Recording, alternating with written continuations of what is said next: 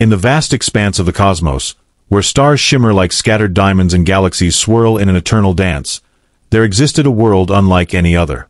It was called Xythera, a planet cloaked in perpetual twilight, its skies painted with hues of deep violet and shimmering silver. The air carried an electric hum, as though the atmosphere itself vibrated with secrets waiting to be uncovered. Towering crystalline spires rose from the surface, their translucent forms refracting light into cascading rainbows that danced across the landscape. Beneath these spires lay sprawling cities carved from living stone, pulsating faintly with bioluminescent veins that glowed in syncopated rhythms, mimicking the heartbeat of the planet itself. Xythera was home to the Zorvathians, an advanced species whose biology defied human understanding. Their bodies were sleek and elongated, covered in iridescent scales that shifted colors depending on their emotions. Their eyes, large and multifaceted, seemed to pierce through dimensions, capable of perceiving not just visible light but also the unseen energies that permeated the universe. Yet what truly set them apart was their society, a civilization built on harmony, where every individual was connected through a shared consciousness known as the Nexus. This collective mind allowed them to communicate instantly, share knowledge seamlessly, and exist in perfect unity. At the heart of this extraordinary world stood the alien queen, a being revered not only for her regal stature but for her unparalleled wisdom and strength. She was both ruler and guardian, embodying the essence of Xythera's spirit. Her presence commanded awe, her voice resonated like a symphony of chimes, imbued with power yet laced with compassion. Unlike her subjects, she possessed unique abilities, powers so profound they bordered on mythic. She could manipulate time itself, bending it to her will, and wield energy as if it were an extension of her very soul. But beyond her formidable gifts, she carried a burden few could comprehend: the responsibility of guiding her people through challenges that threatened their existence. The Zorvathians lived under a delicate balance, one maintained by centuries of tradition and unwavering devotion to their queen. They thrived on innovation, their technology blending seamlessly with nature, creating marvels that humans might mistake for miracles. Floating gardens hovered above the ground, sustained by invisible forces, while rivers of liquid crystal flowed through valleys, nourishing ecosystems teeming with life. Yet despite their advancements, they remained deeply spiritual, believing themselves to be stewards of the universe rather than conquerors. Their culture celebrated art, music, and storytelling, each piece infused with layers of meaning that reflected their interconnectedness with all things. It was within this intricate tapestry of wonder and mystery that humanity first made contact, or rather, stumbled upon Xythera entirely by accident. A small exploration vessel, lost during a routine mission to chart uncharted space, emerged from a wormhole battered and adrift. Its crew, weary and disoriented, found themselves surrounded by the ethereal beauty of Xythera's skies. At first, fear gripped their hearts. The alien landscape was unlike anything they had ever encountered, its strangeness overwhelming. But soon curiosity took hold, and they descended cautiously toward the surface, unaware of how profoundly their arrival would alter the course of history, for both their kind and the Zorvathians. The initial encounter between humans and Zorvathians unfolded with a mix of trepidation and fascination. When the battered exploration vessel touched down on Xythera's crystalline plains, the crew emerged hesitantly, their boots crunching against the shimmering ground. The air was cool and tinged with an unfamiliar sweetness, carrying scents that hinted at something ancient yet alive. Before long, they were surrounded, not by hostility, but by curiosity. Dozens of Zorvathians approached, their iridescent scales glowing softly in hues of emerald and gold. Their movements were fluid, almost hypnotic, as though they floated rather than walked. Communication began awkwardly, relying on gestures and sounds until one of the Zorvathians stepped forward. This individual, taller than the rest and adorned with intricate patterns etched into their scales, emitted a series of melodic tones. To the astonishment of the human crew, these tones translated into fragmented words within their minds. It wasn't telepathy in the traditional sense, but rather a resonance, a connection facilitated by the Nexus. The message was simple yet profound: "You are safe here." From that moment, trust began to take root. Over the following days, the humans were escorted to the nearest city, a breathtaking metropolis suspended between towering spires. As they navigated its labyrinthine streets, they marveled at the seamless integration of technology and nature. Buildings pulsed with life, their walls adorned with vines that glowed faintly in rhythmic patterns. Rivers of liquid crystal wound through the city, reflecting the kaleidoscopic sky above. The Zorvathians welcomed them warmly, offering food that shimmered like opals and beverages that tasted of starlight. Despite the language barrier, bonds formed quickly, driven by mutual curiosity and respect. Among the crew was Elias, a soft-spoken engineer whose quiet demeanor masked a sharp intellect and insatiable curiosity. He became particularly fascinated by the Nexus, spending hours observing how the Zorvathians communicated without speaking, their thoughts rippling through the collective consciousness like ripples on water. One evening, as he sat near a glowing fountain, a young Zorvathian named Lyra approached him. She carried a small device resembling a crystalline orb, which she placed gently in his hands. Through the Nexus, he understood it was a gift, a tool designed to help bridge the gap between their species. Overwhelmed by her kindness, Elias smiled, and for the first time since arriving, he felt a flicker of hope. As weeks turned into months, the relationship between the two groups deepened. The humans learned about Zorvathian customs, participating in ceremonies that celebrated the cycles of the planet. In return, they shared stories of Earth, its vibrant cultures, its triumphs, and its struggles. These exchanges sparked something unexpected: empathy. For the first time, the Zorvathians saw themselves not as guardians of a singular world but as part of a larger cosmic family. And for the humans, the realization dawned that survival in the vastness of space might depend less on conquest and more on cooperation. Yet amidst this growing harmony, whispers of unease began to circulate among the Zorvathians. Not everyone was convinced that welcoming outsiders was wise. Some elders argued that humanity's presence disrupted the delicate balance of their society, while others feared that exposure to Earth's chaotic ways might corrupt their unity. These tensions simmered beneath the surface, threatening to boil over at any moment. Still, the bond between Elias and Lyra grew stronger, becoming a symbol of what could be achieved when differences were embraced rather than feared. One fateful day, the alien queen summoned the human crew to her palace, a structure that seemed to defy physics, hovering above the ground and radiating an aura of serene authority. As they entered, they were struck by her commanding presence. Her scales shimmered with an otherworldly brilliance, shifting through colors that no human eye could fully capture. She regarded them silently for a moment before addressing them, her voice resonating like a chorus of bells. Through the Nexus, she conveyed gratitude for their willingness to learn and adapt, acknowledging their efforts to understand her people. Then, turning her gaze to Elias, she extended a single elegant hand, inviting him closer. Unsure of what to expect, Elias stepped forward, his heart pounding. The queen's touch was surprisingly warm, her skin smooth and cool like polished stone. She leaned in, her multifaceted eyes locking onto his with an intensity that left him breathless. And then, in a gesture that shocked everyone present, she wrapped her arms around him in a gentle embrace. The room fell silent, the weight of the moment hanging heavy in the air. As she pulled back slightly, her lips moved, and though no sound escaped, her words echoed clearly in his mind. "Would you marry me?" Time seemed to stop. Elias froze, his mind racing to process what had just happened. Around him, the Zorvathians exchanged glances, their expressions a mixture of surprise and reverence. The implications of the queen's proposal rippled outward, touching every corner of Xythera's society. For the humans, it was an unfathomable twist, one that blurred the lines between diplomacy and destiny. For the Zorvathians, it represented a pivotal crossroads, a decision that could either unite their worlds or tear them apart. Elias's mind swirled with a maelstrom of emotions as he stood there, enveloped in the alien queen's embrace. His heart thudded against his ribcage, each beat reverberating through his body like a drum roll of disbelief. The sheer impossibility of the situation clawed at the edges of his sanity.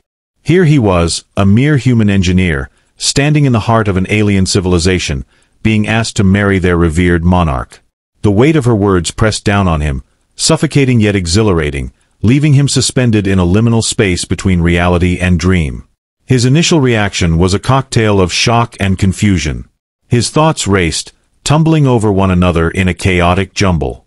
Was this some sort of elaborate test? A cultural misunderstanding? Or perhaps a deeply symbolic gesture he was too dense to comprehend? He glanced around the room, seeking solace in the familiar faces of his crewmates, but their expressions mirrored his own bewilderment. The Zorvathians, on the other hand, watched with a mixture of anticipation and solemnity, their multifaceted eyes gleaming with unspoken significance. As the moment stretched, Elias's shock began to give way to a burgeoning sense of intrigue. The alien queen's proposal, absurd as it seemed, carried an undeniable allure. There was something profoundly magnetic about her presence, an aura of timeless wisdom and serene authority that drew him in despite himself.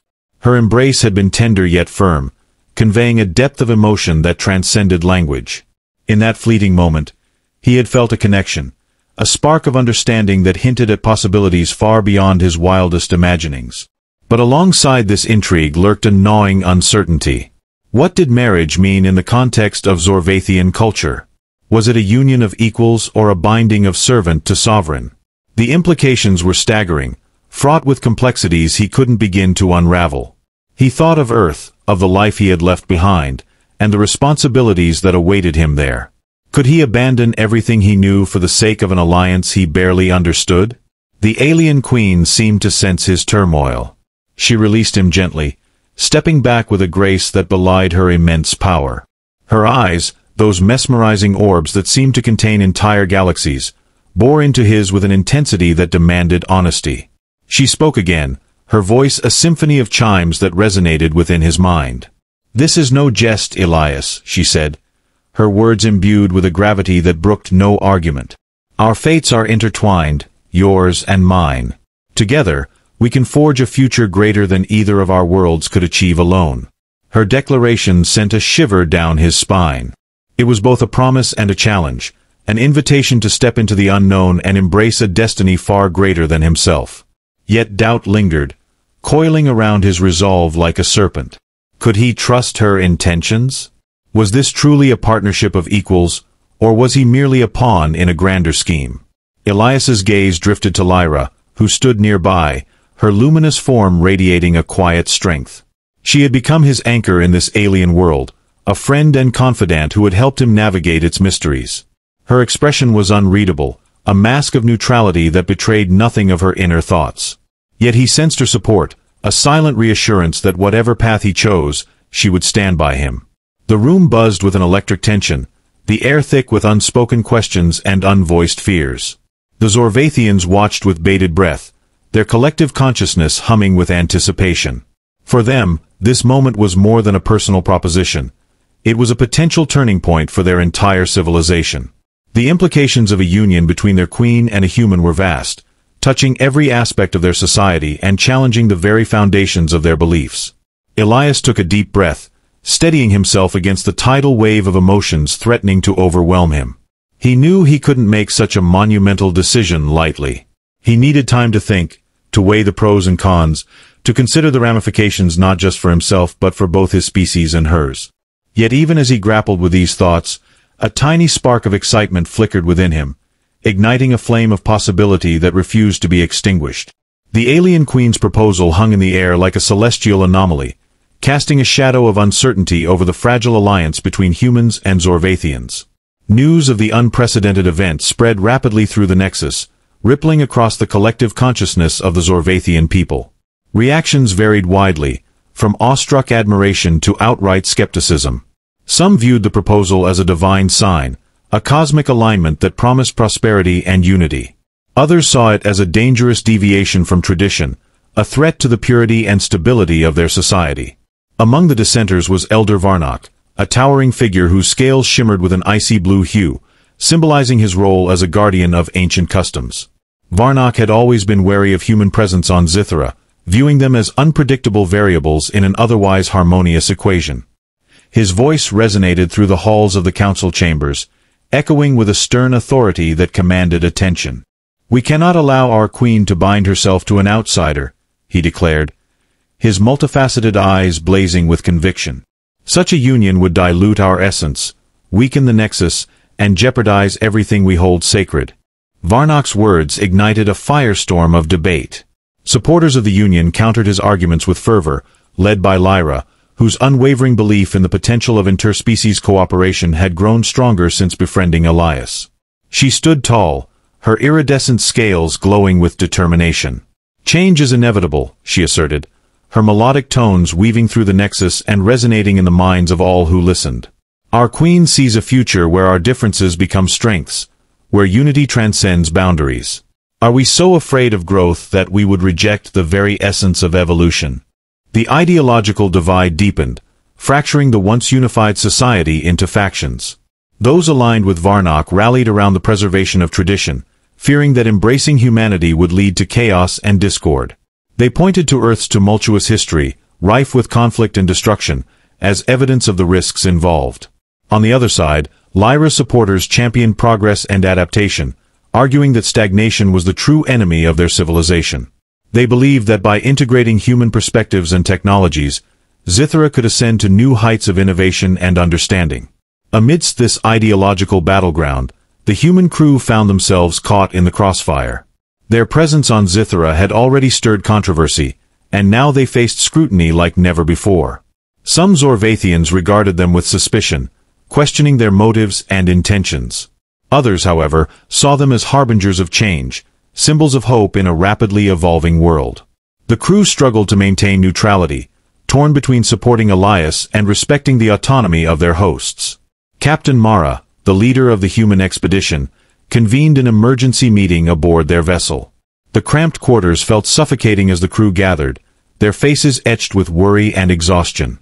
"We didn't sign up for this," Mara admitted, her voice tinged with frustration. "Our mission was simple: explore, document, and return. Now we're embroiled in a political drama that could define the fate of two species." The crew nodded in agreement, their eyes reflecting a shared sense of unease.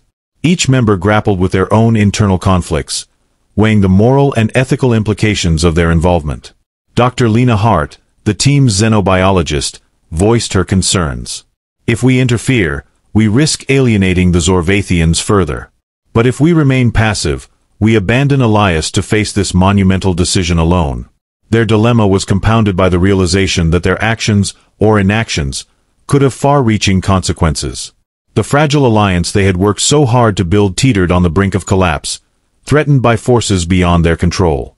Yet amidst the chaos, a glimmer of hope persisted. The bond between Elias and Lyra, forged through mutual respect and understanding, served as a testament to the potential for harmony between their species. As the debate raged on, the alien queen remained resolute, her decision unwavering. She addressed her people through the Nexus, her voice a soothing balm amidst the storm of dissent. "Fear not the unknown," she urged, her words imbued with a wisdom that transcended generations. "Embrace it, for it is in the unknown that we find our greatest opportunities for growth. Let us walk this path together, guided by love and understanding, and see where it leads us." Her message resonated with many, offering a beacon of hope in uncertain times. Yet the road ahead was fraught with challenges, each step laden with the weight of expectation and consequence. The ideological rift continued to widen, testing the limits of Xythera's unity and forcing both humans and Zorvathians to confront the uncomfortable truths about themselves and their place in the cosmos. In the wake of the alien queen's proposal, Elias found himself adrift in a sea of conflicting emotions and responsibilities. The enormity of the decision weighed heavily on his shoulders, pressing down with a force that made every breath feel labored.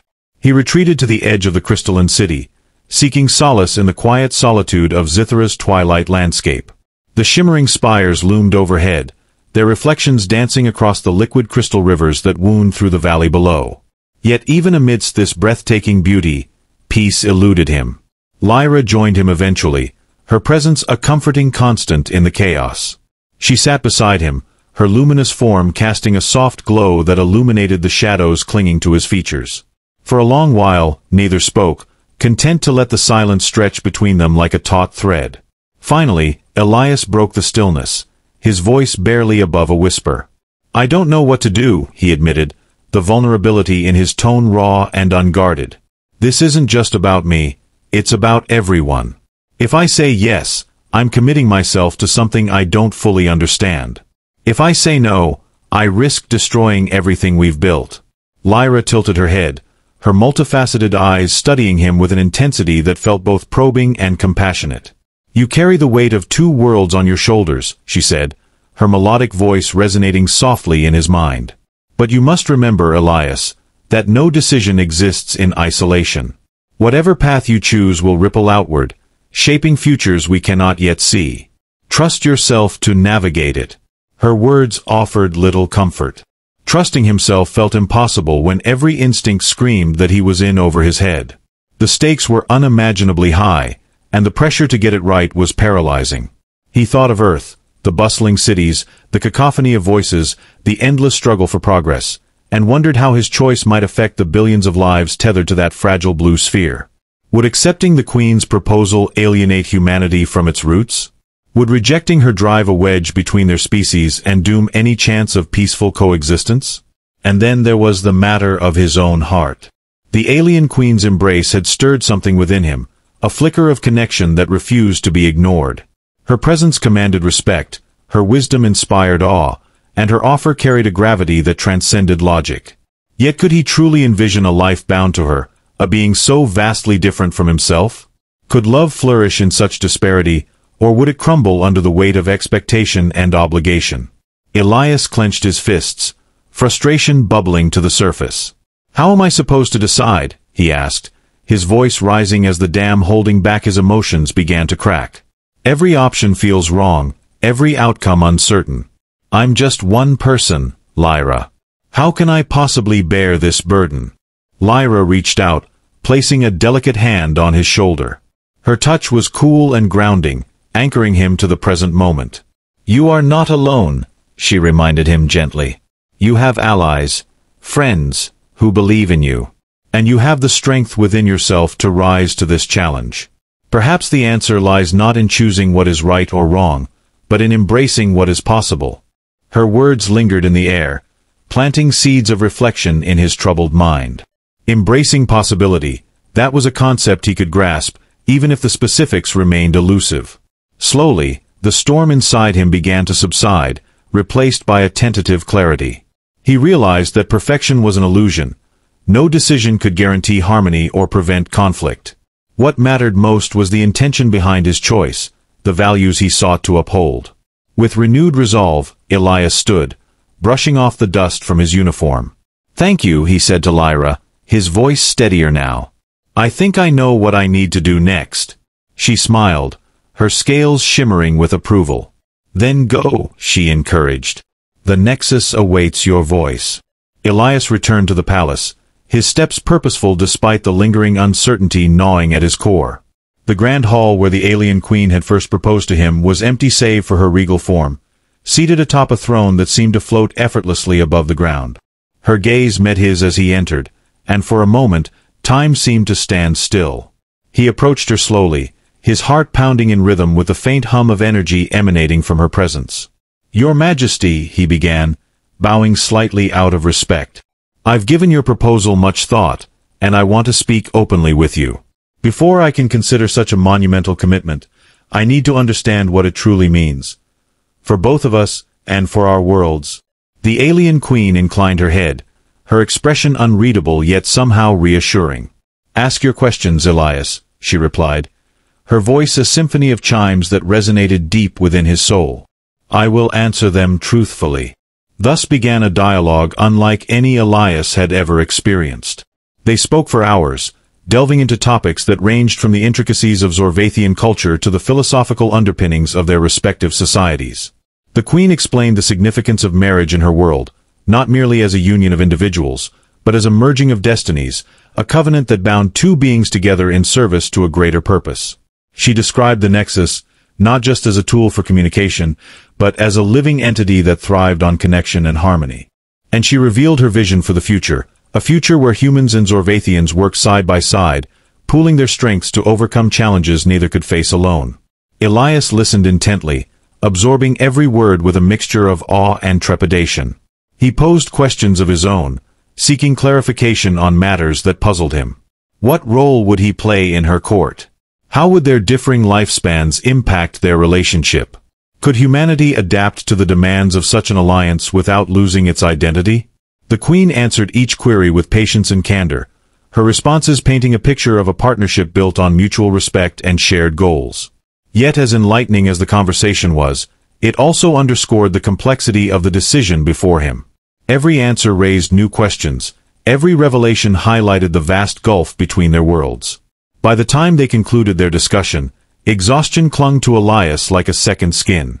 Yet amidst the fatigue, a seed of determination had taken root. He realized that the path forward wouldn't be easy, nor would it be free of sacrifice. But perhaps that was the essence of leadership, not avoiding hardship, but facing it head-on with courage and conviction. "I need time," he told the Queen finally, his voice steady despite the whirlwind of emotions swirling within him. "Time to think, to consult with my crew, and to reflect on everything you've shared. This decision affects more than just us. It touches the lives of countless others. I owe it to them to proceed with care." The alien Queen nodded, her expression softening with understanding. "Take all the time you need, Elias," she said, her voice imbued with a warmth that melted away some of his lingering doubts. "Know that whatever your choice, my respect for you remains unchanged." As Elias left the palace, he felt a strange sense of liberation. The burden hadn't vanished, but it had shifted, becoming something he could carry rather than something that crushed him. He knew the road ahead would be fraught with challenges, but for the first time, he felt ready to face them, not because he had all the answers, but because he was willing to seek them. Back aboard the human vessel, Elias gathered the crew in the cramped common area, the dim lighting casting long shadows across their weary faces. The air was thick with tension, each member bracing themselves for the weight of the decision that lay ahead.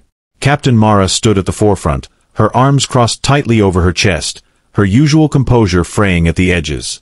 "All right, Elias," she began, her voice steady but laced with urgency. "Tell us everything. We need to understand what's at stake here." Elias took a deep breath, centering himself before launching into a detailed account of his conversation with the alien Queen. He recounted her explanations of Zorvathian marriage customs, the philosophical implications of their union, and the sweeping vision she had for the future of both species. As he spoke, the room filled with a mix of awe and apprehension. Dr. Lena Hart scribbled notes furiously, her brow furrowed in concentration, while engineer Raj Patel paced nervously, muttering calculations under his breath. When Elias finished, silence descended, heavy and palpable. It was pilot Samira Khan who broke it first, her voice trembling with emotion. "This isn't just about you, Elias," she said, her dark eyes locking onto his. "If you accept, you're tying our fate to theirs. What happens if things go south? What happens to Earth?" Her words struck a chord, echoing the fears that had been festering in the back of everyone's minds. The crew erupted into a flurry of arguments, each member voicing their concerns and opinions with increasing fervor. Dr. Hart advocated for caution, emphasizing the importance of preserving human autonomy. "We can't afford to lose ourselves in this," she insisted, her voice rising above the din. "Our identity, our culture, they're what make us who we are. If we integrate too deeply with the Zorvathians, we risk erasing that." Raj countered her argument with equal passion, his engineering mindset focused on practicality. "But think of the benefits," he exclaimed, gesturing animatedly. "Their technology is centuries ahead of ours. Imagine what we could achieve together. This isn't just about survival. It's about advancement, about pushing the boundaries of what's possible." Captain Mara intervened, her authoritative tone cutting through the chaos. "Enough," she barked, silencing the room with a single word. "We're getting nowhere like this. We need a plan, not a shouting match." She turned to Elias, her expression softening slightly. "What do you want, Elias? Forget the politics. Forget the consequences. What does your gut tell you?" Elias hesitated, the weight of her question pressing down on him. He looked around the room, meeting the eyes of each crew member, seeing the hopes and fears reflected in their gazes. Finally he spoke, his voice steady but tinged with uncertainty. I think we have to consider the bigger picture. This isn't just about me or us, it's about setting a precedent. If we reject the Queen's proposal outright, we risk alienating the Zorvathians and undoing all the progress we've made. But if we accept without fully understanding the implications, we put ourselves in a vulnerable position. Mara nodded, her lips pursed in thought. So, what's the middle ground? How do we move forward without burning bridges? It was Samira who suggested a compromise, her earlier agitation giving way to a spark of inspiration. What if we propose a trial period, she offered, her voice gaining confidence.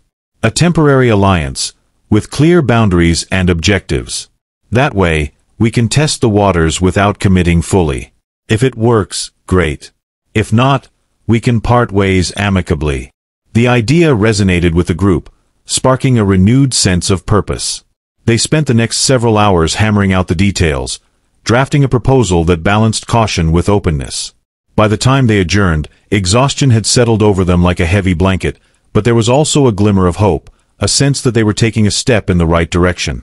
Elias volunteered to present the proposal to the alien queen, knowing that the task required delicacy and diplomacy. Accompanied by Captain Mara and Dr. Hart, he returned to the palace, their footsteps echoing softly against the crystalline floors. The queen awaited them in the grand hall, her presence as commanding as ever. As they explained their plan, her expression remained inscrutable, her multifaceted eyes reflecting a myriad of emotions. When they finished, she rose gracefully from her throne, her movements fluid and deliberate. "Your proposal is intriguing," she said finally, her voice a symphony of chimes that resonated in their minds. "It shows wisdom and foresight. I will consider it carefully and consult with my advisors. But know this, Elias. Your willingness to engage in dialogue speaks volumes about your character. Whatever the outcome, I hold you in high regard." As they departed, the weight of uncertainty still lingered, but it was tempered by a newfound sense of agency. They had taken the first step toward navigating the uncharted waters of interspecies cooperation, aware that the journey ahead would be fraught with challenges. Yet in that moment, surrounded by the shimmering beauty of Xythera, they allowed themselves a sliver of optimism, a belief that, together, they could forge a future greater than the sum of its parts. In the days that followed, the alien queen withdrew into seclusion, retreating to the sanctum of her private chambers to deliberate on the human proposal. The grand hall, once alive with the hum of activity and the vibrant energy of the Nexus, fell eerily silent. The absence of her commanding presence created a vacuum that rippled through the collective consciousness of the Zorvathians, leaving them adrift in a sea of uncertainty. Whispers of doubt and speculation coursed through the Nexus, amplifying the tension that had already fractured their society. For the humans, the weight was equally excruciating. Each passing moment stretched into eternity, the silence from the palace a deafening reminder of the stakes involved.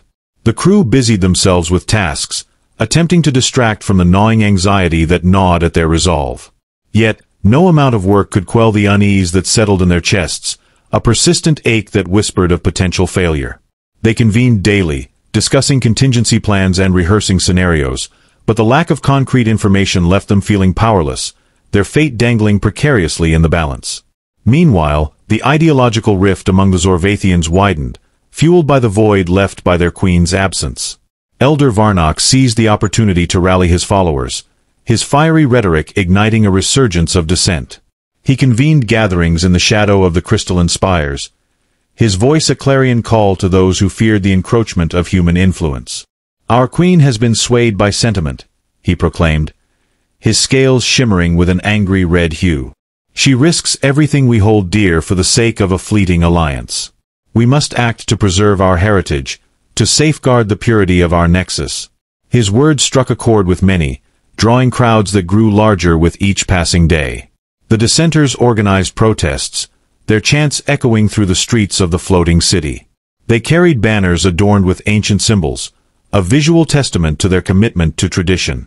The sight of these demonstrations sent waves of unease through the ranks of those who supported the Union, their confidence shaken by the growing opposition. Lyra watched these events unfold with a mixture of sorrow and determination. She understood the fears that drove the dissenters, but she also recognized the dangers of allowing division to fester unchecked. Determined to counteract the rising tide of unrest, she embarked on a campaign of her own, rallying those who believed in the potential of interspecies cooperation. She traveled from district to district, her presence a beacon of hope amidst the turmoil. Her speeches, delivered with a passion that resonated through the Nexus, emphasized the importance of unity and adaptation. "We stand at a crossroads," she declared, her voice a soothing melody that calmed the agitated minds of her listeners. "Our queen has shown us a vision of a future where differences become strengths, where diversity enriches rather than divides. Shall we turn away from this path, clinging to the safety of the familiar? Or shall we embrace the unknown, trusting in our ability to evolve and thrive?" Her words inspired many, drawing supporters who were eager to defend the ideals of progress and inclusivity. They organized counter-protests, their banners adorned with images of intertwined human and Zorvathian figures, symbols of the harmony they sought to achieve. The streets of the city became a battleground of ideologies, the air thick with the clash of opposing chants and the hum of conflicting emotions. Amidst this escalating tension, Elias found himself caught in the eye of the storm. Both sides sought to sway him, viewing him as a pivotal figure in the unfolding drama. Elder Varnok summoned him to a private meeting, his demeanor a stark contrast to the fiery speeches he delivered in public. "Elias," he began, his voice measured and deliberate, "you have the power to prevent a catastrophe. Withdraw your proposal, and we can restore balance to our society. Your cooperation would demonstrate respect for our traditions and ensure the preservation of our way of life." Elias listened intently, his mind racing with the implications of Varnok's request. He understood the elder's concerns, recognizing the validity of his fears. Yet, he also knew that capitulating to these demands would undermine the progress they had made, potentially derailing any chance of peaceful coexistence. He responded with careful diplomacy, acknowledging Varnok's perspective while reaffirming his commitment to finding a middle ground. "I respect your dedication to preserving your culture," he said, his voice steady despite the turmoil within. "But I believe that growth often requires stepping beyond the boundaries of tradition. Let us work together to find a solution that honors both our worlds." Varnok's expression hardened, his scales flashing with a brief surge of anger before he regained his composure. "Very well," he conceded, though his tone suggested anything but acceptance. "But know this, the path you choose will have consequences. Choose wisely." The encounter left Elias drained, the weight of expectation pressing down on him with renewed intensity. He sought solace in Lyra's company, finding comfort in her unwavering support. Together, they strategized, exploring ways to bridge the gap between the opposing factions. They organized meetings, bringing together representatives from both sides to engage in dialogue. The discussions were fraught with tension, each session a delicate dance of negotiation and compromise. Despite the challenges, small victories began to emerge. Agreements were reached on minor issues, fostering a sense of accomplishment that bolstered morale. The protests continued, but their ferocity waned as the focus shifted from confrontation to collaboration. The nexus hummed with a cautious optimism, the collective consciousness beginning to heal from the fractures that had threatened to tear it apart. Yet, the underlying tension remained, a persistent undercurrent that refused to dissipate entirely. The alien queen's prolonged silence cast a long shadow over their efforts, a reminder of the uncertainty that loomed on the horizon. Each day brought new challenges, new obstacles to overcome, but also new opportunities to strengthen the bonds between their species. The path forward was fraught with peril, but it was also paved with potential, a testament to the resilience and determination of those who dared to dream of a brighter future. As the days stretched into weeks, the alien queen finally emerged from her seclusion, her decision poised to reshape the fragile alliance between humans and Zorvathians. The grand hall buzzed with anticipation as she ascended to her throne, her iridescent scales shimmering with an ethereal glow. Her multifaceted eyes scanned the assembled crowd, taking in the anxious faces of both her people and the human delegation. With a graceful motion, she raised her hand, and the room fell silent, the air thick with expectation. "Elias," she began, her voice resonating like a symphony of chimes, "and esteemed members of the human crew, I have considered your proposal with great care. While your suggestion of a trial period demonstrates prudence, I believe a deeper commitment is necessary to truly bridge the divide between our worlds." She paused, allowing her words to sink in before continuing. "Therefore, I propose an alternative, an engagement ceremony, a symbolic union that binds us not in permanence, but in purpose. This will serve as a testament to our shared vision, a foundation upon which we can build a lasting partnership." The announcement rippled through the nexus, eliciting a spectrum of reactions. Among the humans, relief mingled with apprehension. Captain Mara exchanged a glance with Elias, her expression a mixture of approval and concern. "An engagement," she murmured, her voice low but audible. "It's a compromise, but it still carries significant weight. Are you prepared for this, Elias?" Elias nodded, his resolve firm despite the butterflies fluttering in his stomach. "It's a step forward," he replied, his voice steady. "One that acknowledges both our cultures and sets the stage for mutual understanding. The Zorvathians, too, reacted with a blend of emotions. Lyra's scales glowed with a soft, approving light, her support unwavering. She stepped forward, addressing the queen directly. "Your Majesty, this decision honors the traditions of our people while embracing the possibilities of the future. It is a wise and courageous choice." Elder Varnok, however, remained unconvinced. His scales flared with a defiant. The engagement ceremony became a turning point, symbolizing unity rather than division. Though tensions lingered, the shared commitment inspired hope and collaboration between species. Elias and the alien queen stood as living bridges, their bond challenging both societies to grow. Over time, humanity and Zorvathians learned to navigate their differences, forging a partnership rooted in trust. The nexus itself evolved, integrating human perspectives into its collective harmony. Even Elder Varnok softened, acknowledging that strength lay in adaptation, not rigidity. Lyra's unwavering optimism proved prophetic, as progress bloomed across Xythera and beyond. Together, they faced cosmic challenges, proving that love and understanding could transcend even the stars. Yet, questions remained. Would this fragile alliance endure the trials of time?